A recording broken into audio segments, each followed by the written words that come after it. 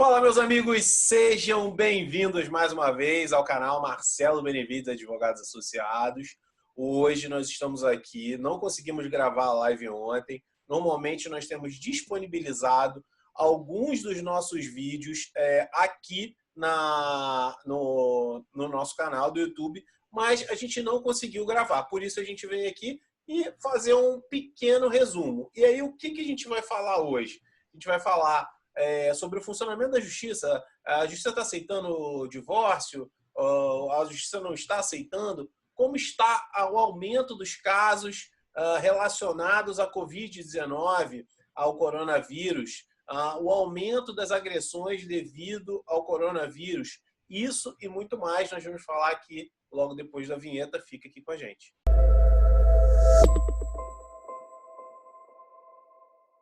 Fala, doutor, tudo bem? Seja bem-vindo mais uma vez. Como vai? Tudo ótimo, graças a Deus. Então, doutor, ontem acabou que a nossa live ela não saiu, né? Quer dizer, a live saiu, mas a gente não conseguiu salvar. A gravação que não saiu. Exatamente. E aí eu estou aproveitando aqui para a gente gravar essa vídeo aqui para falar sobre essa questão do aumento dos divórcios agora durante a quarentena. Queria que você falasse um pouco sobre esse tema. Isso, vamos lá. Então, como a gente estava falando antes, de uma forma mais resumida, né? Na verdade, a gente está tendo aí um aumento de conflitos, né? A convivência entre os casais aumentou, né? Isso é uma questão lógica, né? Antigamente você tinha casais que passavam o dia inteiro fora de casa e só se encontravam à noite para passar algumas horas juntos e dormir para o trabalho de novo. A convivência agora dos casais tem sido efetivamente 24 horas, ainda que eles trabalhem em home office, né? Estão ali no mesmo ambiente 24 horas por dia e isso está propiciando maiores conflitos. A gente tem acompanhado aí, segundo o Ministério Público e dados do TJ, houve um aumento de 10% dos casos de violência doméstica, né? 10% a 12%. E isso aí foi nas 2 primeiras semanas. Aí tem até um fato curioso, eu estava lendo um artigo que observou-se que nas 2 primeiras semanas teve um aumento. Só que na semana seguinte, terceira, quarta semana, né, observou-se uma diminuição. E aí até um juiz fez uma ponderação nesse artigo que eu achei muito acertada. Legal. Essa diminuição... Oi? Legal. Essa diminuição, na verdade, ela não teria se dado por, de fato, uma redução nos conflitos. Mas, muito possivelmente, o quê? Que esses casais estão em casa, né? Que muitas vezes a mulher que é vítima ali, a vítima, ela está sempre ali agora vigiada pelo agressor, né? Então, ou seja, ela tem um receio maior de procurar a justiça porque ela não tem esse tempo sem o agressor fora de casa. E mais ainda, até um item que a gente vai falar aqui hoje, né, que muitas pessoas acreditam que a justiça não está funcionando, que esses serviços não estão ativos, e o que não é verdade. A gente está tendo aí um pleno funcionamento desse tipo de caso. Principalmente no que diz respeito às medidas de afastamento, né? E aí já entrando, aproveitando que a gente entrou nesses meandros, olha, já teve gente me mandando direct aqui, eu respondendo, me perguntando se podia ser dada entrada no divórcio judicialmente, né? E aí eu queria que você fizesse algumas ponderações aí. Pode, eu já até adianto que pode, mas eu vou deixar as ponderações aí para você fazer nesse sentido. Bom, vamos lá. A gente até um tema que a gente vai tratar depois numa outra vídeo, né? O divórcio extrajudicial, né? E o judicial respondendo sim, pode ser dada entrada agora no divórcio extrajudicial. Ou no divórcio judicial, desculpa. Pode ser dada entrada agora no judicial. A grande questão aí, a grande ponderação que eu faço é o seguinte, que as pessoas vão perguntar, doutor, mas eu vou dar entrada e o meu processo vai ficar parado. Depende. Se você vai dar entrada num divórcio litigioso, né, e o andamento do processo depender da resposta da outra parte, sim, você vai ter um retardo porque os prazos judiciais estão suspensos. Agora, se você está entrando com um divórcio consensual, né, representado pelo mesmo advogado, ambas as partes, ou ainda que representados por advogados distintos, mas esses advogados estão sempre em contato, se falando, dando andamento ao processo, esse processo vai andar. A ponderação e a diferenciação que a gente tem que fazer aí é o seguinte: a justiça está funcionando. Os andamentos dos processos, as promoções do Ministério Público, os despachos judiciais, eles estão acontecendo. O que está suspenso são os prazos processuais. Ah, como assim? Saiu um pedido de citação. Isso aí vai sair. Só que para outra parte ser citada, ela precisa de um oficial de justiça. Se não é algo que esteja adstrito ao regime especial agora da quarentena, essa citação não vai acontecer agora. Agora, se a outra parte, sabendo do processo e de livre e espontânea vontade, responde, o processo vai ter andamento normal. Então, Sim. assim, o processo consensual, ele vai andar normalmente. Sim. E só uma última colocação sobre essa questão, né? Ainda que não seja consensual, ainda que seja litigioso, uma coisa que eu sempre falo é a teoria que vale tanto para agora quanto no recesso forense de final de ano. A gente tem aquela paralisação da justiça, né? Se você tem a paralisação, você tem um acúmulo de casos ali, um acúmulo de distribuição de processos. E um período que os serventuários não estão trabalhando. Se você deixar para dar entrada no final da quarentena, você vai ter um número muito maior de processos concorrendo ali com você. Enquanto se você distribuir um processo agora, esse processo ele pode ter o andamento dele dentro do possível, dentro do que pode ser feito pela justiça, e quando a quarentena acabar, quando tudo voltar ao normal, enquanto outras pessoas vão ainda estar começando o seu processo, você já vai estar muito mais adiantado.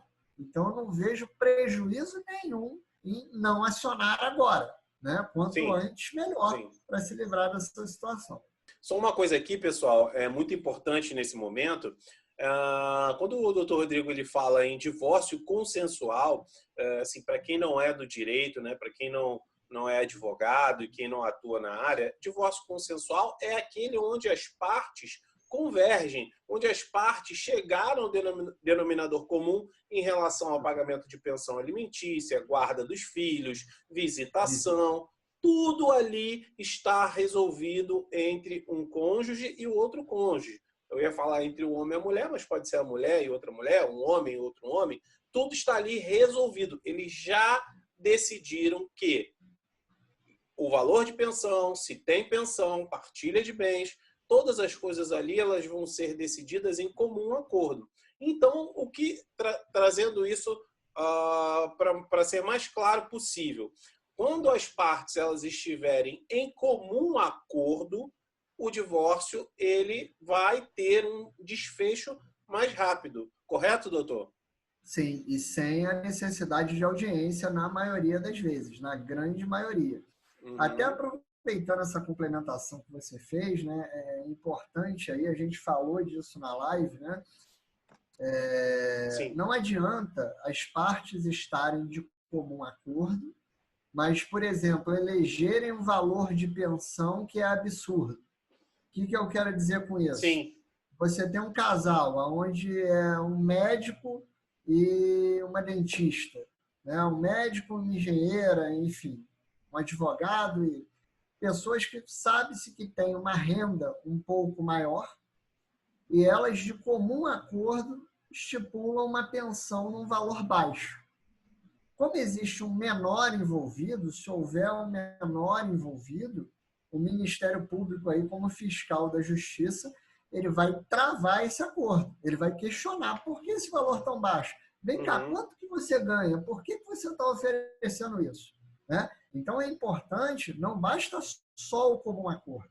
É preciso que haja um comum acordo, mas você esteja fechando um acordo dentro dos parâmetros razoáveis. Se você tem um divórcio sem menores, né, só um divórcio, aí tudo bem. Você pode renunciar à pensão, você pode acordar um valor de pensão qualquer que seja, porque aí a gente está falando de partes maiores e capazes. Agora, envolvendo o menor, tem sempre que estar lastreado aí na proporcionalidade daqueles que estão ali oferecendo e pedindo alimentos para que não haja essa barreira, né, correta do Sim, Ministério Público. sim, perfeito. Mais uma vez, trazendo aqui para o linguajar mais comum. O doutor Rodrigo, o que ele quis dizer é o seguinte: se as partes estão em comum acordo, os cônjuges estão em comum acordo, sendo que há um menor e o valor de pensão, vamos botar aqui, o pai tem uma renda vamos dar aqui, um médico tem uma renda de 20 mil, 30 mil reais, ele quer oferecer um salário mínimo e meio para pagamento de pensão. É incompatível com a renda que ele percebe, com o salário dele, com o que ele ofere por mês. E aí, dificilmente, o Ministério Público, né, que atua ali como guardião, vamos dizer assim, né, Fiscal. exatamente, o fiscal da justiça, o fiscal em prol do menor, lembrando que é em prol do menor e não do responsável pela guarda, seja o pai ou a mãe, vai interferir, vai dizer, não, tem alguma coisa errada aqui, isso vai gerar um problema no processo, que certamente pode ocasionar, pode chegar a vias daquilo que nenhuma das partes queria, né? Então, isso é muito importante. E aí, doutor, a gente prosseguindo aqui nesse sentido, falando desse aumento de divórcios, até na China, né, houve após a pandemia, houve um boom, né, de número de divórcios lá na cidade, né, o epicentro mesmo da pandemia na China. E o que eu queria falar com o doutor é o seguinte: algumas pessoas elas já estavam decididas antes, né? Na verdade, são duas perguntas. As pessoas já estavam decididas antes da pandemia a se separarem. Então, até acho que essa pergunta a gente já foi até respondida pelo que a gente falou aqui, que pode ser dada entrada no divórcio judicial, Sim. né? A gente vai falar mais sobre o divórcio extrajudicial num outro vídeo, tá? Inclusive, a gente vai falar sobre ele hoje numa live que muito provavelmente não vai estar disponível aqui para você, mas eu vou tentar depois resumir. O que eu queria falar, então, o ponto final aqui do nosso assunto é relacionado à questão da agressão, né? A questão da violência doméstica, que isso também a ministra Damares, ela publicou uma nota dizendo que também houve um aumento. Mas o que eu quero falar a respeito da violência doméstica, inclusive a gente tem uma série de vídeos falando sobre a questão da violência doméstica, eu vou deixar o link passando aqui, exatamente sobre como a vítima, né, ela deve agir nesse momento, já que ela está em casa, está encurralada, né, como você mesmo disse no início do vídeo, e vigiada. Acredito eu até que essa diminuição, né, eu como otimista que sou, ela pode ter sido também ocasionada, doutor, em relação aos casais tentarem ali uma pacificação entre si. Né? Não tem jeito, a gente vai ter que ficar junto aqui por mais 60, 90 dias, a gente vai ter que arrumar um jeito aqui de levar essa relação até o fim. Possível. Pelo menos até o fim da quarentena, né? É possível. Mas, bom, vamos, esses serviços, né, os serviços referentes à violência doméstica, eles continuam ativos, né? Eles são os serviços que estão no rol aí do regime diferenciado, né, porque de urgência, né? Serviços de urgência, então, ou seja, o atendimento continua, né? Só que é preciso ser feita uma diferenciação aí do seguinte: a maioria dos serviços hoje, o processo eletrônico, né? Tudo está sendo feito online, né? E o que acontece? Quando a gente tem um caso de violência doméstica, é importante que a vítima ela procure uma delegacia especializada, a DEAN da sua região, que é a delegacia que cuida de casos de violência contra a mulher. A delegacia da Popularmente mulher. popularmente chamada de Delegacia da Mulher. Existe o serviço do registro de ocorrência online? Existe. Só que é importante constar que esse serviço, esse registro, ele é para registrar ali aquele fato, né? Aquele delito ali, aquela possível agressão, mas não para os fins da Lei Maria da Penha, não para os fins da medida protetiva. Para que você possa pleitear uma medida protetiva, a vítima tem que comparecer pessoalmente, adeando à sua região, adeando o local do fato, né? Ou seja, se ela mora na Baixada Fluminense, em Nova Iguaçu, tem uma DEAN aqui em Nova Iguaçu, é nessa que ela vai. Se ela mora na Tijuca, Certo. a DEAN responsável pela Tijuca é do centro do Rio, né? Ela vai comparecer na DEAN responsável de sua localidade e ela pessoalmente vai realizar o registro, para que ela possa ter os efeitos da medida protetiva, que seria o afastamento do agressor do lar, né? O afastamento do agressor de familiares dela, ou o pedido de afastamento até de contato que eu digo verbal, né? Diálogo com familiares. Esse tipo de afastamento pode ser dado. Perfeito, perfeito. Aí, vamos esclarecer isso, porque deve ser a dúvida de muitas pessoas que estão nos assistindo agora. O nosso atual governador Witzel, né, ele proibiu, né, a circulação, né? Então, assim, algumas pessoas aqui no Rio de Janeiro foram presas, né, por conta de estarem passeando em espaços públicos. Nós que somos advogados, até pelo próprio decreto dele, né, nós temos livre trânsito, né, até em decorrência da nossa profissão e do exercício da advocacia, que realmente é necessário que a gente possa transitar, principalmente se for, num caso desse, uma delegacia. Mas uma pessoa comum, que não é um advogado, uma advogada, como que ela vai fazer para ter essa medida protetiva nesse período, doutor? Certo. O que acontece? É até interessante você ter tocado nesse ponto, que eu ouvi uma live hoje. Até agora me fugiu totalmente o nome do autor da live. Mas o que acontece? Está havendo uma confusão... Marcelo Benevides? Não, não foi. Está havendo uma... É da área do direito penal. É que eu tô o rei da live, né? O que acontece? Está havendo uma confusão hoje, a gente está vendo muitos vídeos aí de pessoas sendo detidas, já aconteceu em Niterói, já aconteceu em São Paulo, né? E esses vídeos estão sendo repassados aí nas redes sociais e está se criando um novo tipo penal aí que não existe, que seria o crime de Covid, seria um crime aí em tempos de Covid. Não existe crime, as pessoas elas não estão impedidas de circular, né? Você pode circular. O que a gente está tendo como restrito hoje é o quê? As aglomerações. Está tentando se restringir aí as aglomerações e os eventos que possam causar aglomerações. Mas não quer dizer que você não possa sair da sua casa para situações de necessidade. E aí a gente classifica desde ir ao mercado, né? Ou ir pagar uma conta, que é inevitável você pagar. Farmácia, né? Ou seja, o Estado ele não está te impedindo, ele não está te proibindo de sair de casa. Ele está restringindo as saídas e convidando você que você colabore com essa situação. Mas como estão havendo, né, esses incidentes, o que a gente recomenda para a pessoa, né? Por exemplo, eu estou indo a Niterói levar compras para o meu pai, que é idoso, né?